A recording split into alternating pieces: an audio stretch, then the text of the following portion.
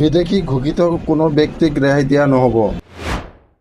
ৰাজ্যৰ প্ৰান্তে প্ৰান্তে গৈ বিচাৰি উলিওৱা হ'ব অবৈধ বিদেশী নাগৰিকক। এই কাম ক্ষীপ্ৰতাৰে কৰিব প্ৰশাসন। এই কথা স্পষ্ট কৰি দিছে ৰাজ্যৰ মুখ্যমন্ত্ৰী হিমন্ত বিশ্ব শৰ্মাই।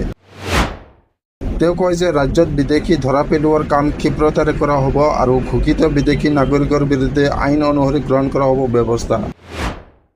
বিদেশী ন্যায়াধিকৰণে বিদেশী ঘোষণা কৰা সকলে গুৱাহাটী উচ্চ ন্যায়ালয়ত আবেদন কৰাৰ পথ খোলা আছে বুলি কয় মুখ্যমন্ত্ৰীয়ে।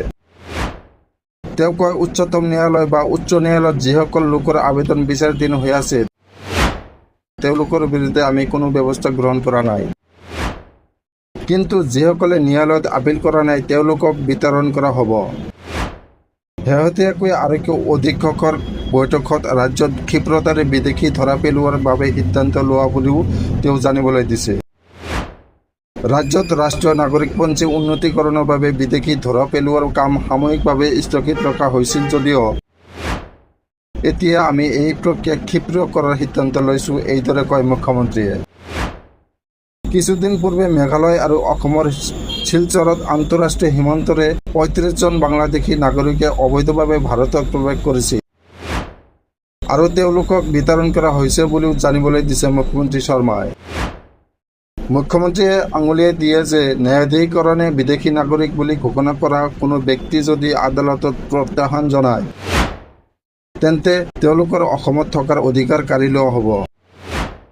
তেওঁ লগতে কয় এই সকলোবোৰ ন্যায়িক প্ৰক্ৰিয়াৰ ওপৰত নিৰ্ভৰশীল আৰু আমি আইন অনুসৰি কাম কৰি আছোঁ।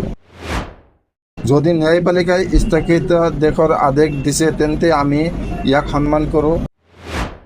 কিন্তু যদি কোনো আদেশ নাথাকে তেন্তে তেওঁলোকক বিতাড়িত কৰা হ'ব। যিসকলক বিদেশী ঘোষণা কৰা হৈছে তেওঁলোকক বিতাড়িত কৰা উচিত বুলি উচ্চতম ন্যায়ালয়ৰ নিৰ্দেশ আছে বুলি তেওঁ কয়। উচ্চতম ন্যায়ালয়ত নিজৰ গোচৰ বিচাৰাধীন বুলি দাবী কৰা এগৰাকী প্ৰাক্তন বিদ্যালয় শিক্ষকৰ গোচৰৰ কথা উল্লেখ কৰি মুখ্যমন্ত্ৰী শৰ্মাই কয় যে যদি কোনো গোচৰ চলি আছে তেন্তে তেওঁলোকে আৰক্ষীৰ সন্মুখত আদেশ দাখিল কৰিব লাগিব।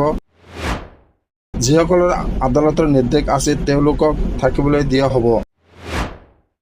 তেওঁ দাবী কৰে যে বিদেশী ঘোষণা কৰাৰ পিছত ৩০,০০০ লোক নিৰুদ্দেশ হৈ আছে। কিন্তু যদি তেওঁলোকক ক'ৰবাত বিচাৰি পোৱা যায় তেন্তে ব্যৱস্থা গ্ৰহণ কৰা হ'ব।